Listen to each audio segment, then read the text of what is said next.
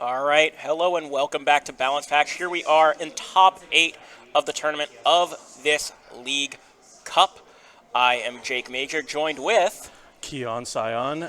Here we are for the first round of Top Cut. We've had a long day of very, very good matchups coming from player and player, and we are going to see Zach Weed come back onto stream going against someone we haven't seen yet, Shane Vogel. So taking a look at Shane's team, you see kind of a lot like the standard rain that we've been seeing today. The Bandit, Swift Swim, Basque Legion, the Archaludon with the Assault Vest, Focus Sash, Pelipper, Incineroar, Amoonguss. But I think the real interesting thing here is the multi-scale Dragonite running Leftovers and Dragon Dance. Yeah, so definitely a relatively standard-looking rain team. I think Dragonite's a bit of an not an odd pick, different pick on this kind of team. But it really comes down, the devil's in the details, right? You have Wide Guard on Pelipper, which very often wants to be Protect. You have this Dragonite, which I haven't seen in a hot minute. You have Will-O-Wisp on Incineroar. No Taunt, Will-O-Wisp being that status move of choice with no fire attack. And relatively standard Amoonguss, not running Clear Smog, so kind of not caring as much as that about that Dondozo matchup, possibly thinking I can lean on Archaludon. Yeah. And now looking into Zach's team, looking at the 6 that he has, we've gone over this before earlier today. The Assault Vest Ursaluna, the Loaded Dice Dragonite, Safety Goggles, Bulk Up Annihilate, Miracle Seed, Taunt Rillaboom, Magmar, and Basque Legion. I think the Magmar here is going to be ironically very good for Zach in terms of redirecting the status. You have all of those physical Pokemon that don't really want to get burned. So you can redirect the Will-O-Wisps from the Incineroar, the Spores from the Amoonguss, and you can also burn the Dragonite to permanently turn off its multi-scale even with that Leftovers recovery. Yeah, so devil's in the details again. I'm going to reuse that one because these are some very interesting sets. First and foremost is that Assault Vest Ursaluna Blood Moon. I know that's been seen a little bit here in New England. I was a fan of it conceptually, but seeing it run here, and especially with Terra Water, a very interesting pick. The Loaded Dice Dragonite, not so off the wall, but with Haze is definitely interesting. Taunt on that Rillaboom is a good one to shout out as well, because a lot of options like Trick Room or Redirection, in the face of that Rillaboom, might not be as viable. Annihilate without anything to help it set up, except, I don't know, Scale Shot Dragonite, which might threaten a KO on itself, and a Basque Legion, Fish Out a Rain. Yeah, I mean, the Choice Scarf Adaptability Basque Legion is going to do a lot of damage in the rain because you get that stab, you get that rain boost, and you have a good amount of speed, but you're not going to be as fast as Shane's rocking that Swift Swim. Outside of the rain, you'll have that advantage. But yeah, I mean, these are two very good teams. Let's see how they play into each other here. Yeah, very interested to get into this match between Shane and Zach, our first top 8 match of the evening. And we are going to see the leads from Zach of the Rillaboom and Annihilate Double Monkey versus the Basque Legion and Pelipper, a tried and true combination of Pokemon that love seeing each other on the field. Yeah, and this is giving me a callback to earlier when Zach was playing Chase on stream, a very similar rain team to Shane's, and he very comfortably was just able to lead this double monkey duo. It's very safe because you get that option to just click Grassy Glide into a Basque Legion, and with Terra Water, there's no way that they can get out of just folding to a Grassy Glide without some defensive investment, which leaves that Annihilate safe to go for a bulk up on maybe a more passive turn, and we do see the Basque Legion switch out.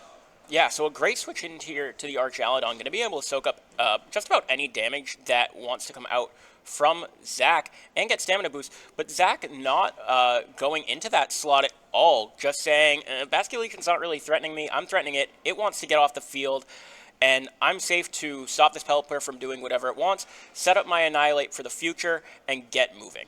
This is very interesting to me because it is telegraphed. This is exactly what happened game 1, turn 1 of the set that I casted earlier today.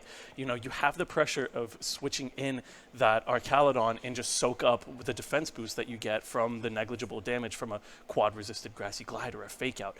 And so now you're just in this position where Annihilate gets to keep bulking up. And Zach looks pretty confident that his Rillaboom is going to be faster than that Pelipper and Wow. take the knockout turn So, two. really, a kind of a risky play from Zach going back to turn one.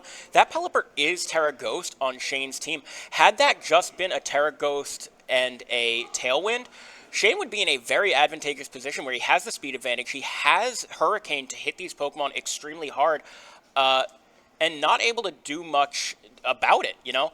Yeah. But Zach training his Rillaboom perfectly to know I am faster than probably every Pelipper out there, I would assume. Probably Yeah. going, 129 Yeah, speed or so? as someone who has run that fast Rillaboom, it doesn't take too much. And I think especially going for this Miracle Seed set, Zach is not prioritizing bulk here. He's prioritizing speed and offense, and it is paying dividends in this matchup. Absolutely, and we see the Amoonguss come in here, but Zach probably not too worried about that either. With the safety goggles on this Annihilate, not having to worry about a Spore, not having to worry about a Rage Powder, free to just go into this Archaludon if he wants and go for a +2, I believe now, Drain Punch, and get some big super effective damage off, as well as HP back. Unless that Terra goes off, maybe it's a Rage Fist, though. We'll see. Amoonguss hitting the field here is definitely curious, especially given the position. It's not doing much, but it's not Basculegion, and Basculegion definitely doesn't want to be here. So Yeah. it makes the most sense, but still doesn't give Shane a lot to work with. Yeah, this taunt coming out from the Rillaboom it's an interesting play because both of these Pokemon don't really care about being spored or redirected. Those status moves are not going to be as important as, say, maybe launching. You could read the Terra on the Archaludon and go for something like the Woodhammer, but I think this more defensive turn really primes Zach to just see what is going to happen from Shane. And as you go with that Pollen Puff, the only move that they can realistically click here, it does nothing because Archaludon was not attacked this turn. And I think what Zach is going for is to try in one turn this Archaludon between something like that Rage Fist and that Woodhammer. Yeah, I think Zach playing that turn pretty perfectly, just getting off that Protect, scouting for an Archaludon Terra, which he gets, and can go for a Rage Fist on the next turn. I believe 100 base power at this point after taking a single Electro Shot. And as you said, trying to get this Archaludon off the field in one turn with a combination Woodhammer Rage Fist. But going for a taunt there for Zach, saying, all right, the only thing you can possibly do is Pollen Puff. I can't stop that, and your damage doesn't really matter to me. If I want to switch out, it affords me that room. Yeah. We see that first hit going in. Now this Woodhammer against the +1 with the Miracle Seed is enough to get that knockout on Archaludon.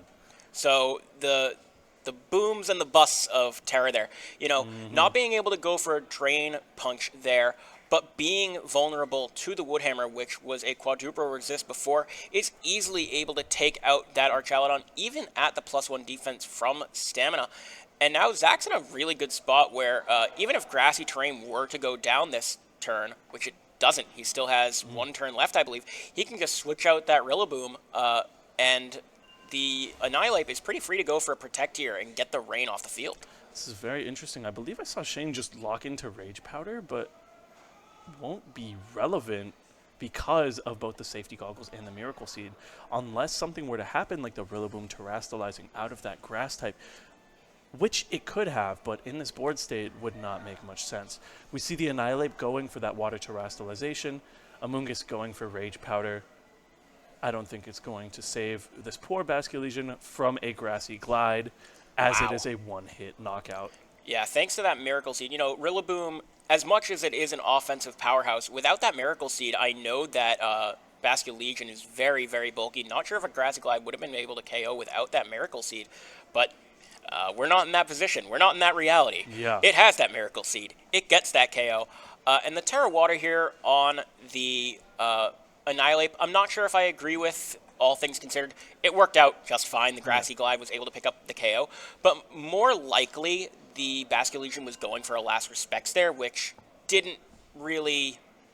Well, I take that back. It's still a Ghost type. I was thinking of resisting water, but not being affected super effectively by Ghost is all the same. I take that back. Yeah. My mind's working too quickly. Really well played by Zach there. Just especially commanding from the start. Taking a pretty risky turn one play. Again, faking out a potential Terra Ghost Pelipper Yeah. could have gone really downhill, and it would have shifted that match very heavily. I think Zach was thinking more along the lines of, okay, I can protect, I can pivot and get out of that tailwind position. Even if that offensive pressure's there, I can Terra to water. So I think Zach knowing his outs even from that position, if that had been a whiff, but nonetheless it paid off. Yeah, and if I'm Shane now, I'm wondering how I really make the adaptation into how good that lead was. I mean, you see Amoonguss, it was a 4-0, and we didn't see anything on Zach's side other than that Annihilate and that Rillaboom. And in that board state, especially with Taunt on Rillaboom, Amoonguss was doing nothing. It was monkey madness. Yeah, it was monkey madness through and through. And so now, I mean, if I'm Shane, like, do I lean maybe into that Dragonite? Do I try and just outpace their setup with my own speed, going for something like that, the Dragonite? And even though Amoonguss could be considered useless in the face of the double monkeys, being able to Pollen Puff back up and mitigate and continue to reactivate that multi-scale might be the way that Shane could see himself getting out of this matchup. Absolutely. There are 3 Pokemon on Zach's team that are immune to that Spore, barring a Terra on the Rillaboom. But nonetheless, I think Amoonguss is still pretty good in this matchup. The question I would be asking if I'm Shane is, can I escape these apes? And you have escaped one ape, but there is a Rillaboom on the field and now a big old bear in that Ursaluna Blood Moon, but staring down a new Pokemon to the field in this match as well, the Dragonite. Yeah, I think this Ursaluna adaptation is very interesting. I think I'm trying to think of what he may have wanted to catch on this. Maybe something like that Annihilate just being able to blow it up with something like that Blood Moon into a priority move from the Rillaboom, kind of making sure it can't get one hit by that Rage Fist, and that Drain Punch wouldn't knock out something as physically bulky as it, but I'm sure Zach has a vision that we can't quite see just yet, as we see our Caledon switching for the Pelipper. Yeah, I'm very curious why Zach decided to switch up the lead. Maybe thinking if Pelipper comes again, I probably won't get away with that fake out. But either way, Shane getting off pretty scot-free on this turn.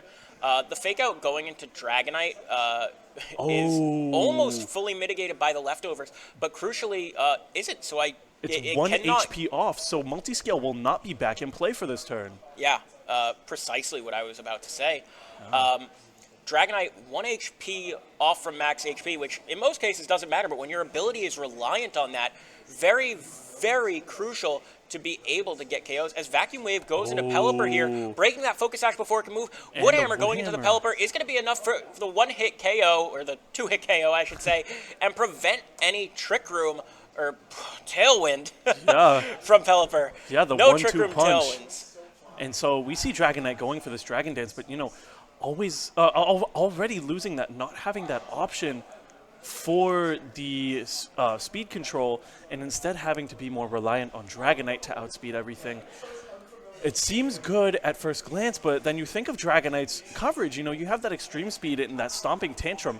That's not hitting anything here for super effective damage after your Caledon comes back out. Yeah, certainly not. You're in a position where this Ursaluna Blood Moon is super bulky. Yeah. And it's probably threatening KOs on your Pokemon if left unchecked. And you're going to want to have to take this out in one turn before it moves. So we're going to see the Extreme Speed come out. A critical hit is going to bring it down to half, and that's a critical hit. Woodhammer going into the Archelodon, possibly covering for a Terra here if it was an Earth Power and Woodhammer combination. But going to get +1 as a Draco Meteor into the Ursaluna Blood Moon here with another critical hit. Is going to be enough for the KO. 1 critical hit would have mattered. 2 critical hits may have mattered less, but nonetheless helped out. Yeah, I mean, I think it was pretty clear that that Woodhammer was to call something like that Terastallization of Fairy, because with that double up of Woodhammer and Earth Power, I think that our Caledon was pretty safely getting cleared based on the damage that we saw it do in Game 1 against the Terra Fairy. But now, I mean, Zach has lost a pivotal piece, but he was able to just win the match last game with just these 2, and the only difference being the Dragonite with a Stomping Tantrum option is the only move into the Annihilate. Yeah. I'm interested to see if the Dragonite is really going to make a difference here. I don't think you can escape these apes. I think it is quite that simple. Yeah, this safety goggles Annihilate is very, very free to do whatever it wants. I think Shane really has to depend on some more critical hits that came out earlier, but maybe Oh using my up that luck. goodness. Woodhammer going into Dragonite doing Pitiful damage. damage, question mark, and Body Press going into the Rillaboom. I think Shane playing a longer game of I'm going to KO everything except Annihilate, but I don't think you're afforded that room in this game. I think you Yeah. need to get this Archaludon off the field, reset that special attack drop, KO whatever is next to Annihilate, and start trying to get that damage off with Archaludon. Okay, and seeing the fourth is going to be a Choice Scarf Basculegion of Zach's own. And looking at this now, unless there is his own Basculegion in the back, this guy can kind of just just tear with that Last Respects, right?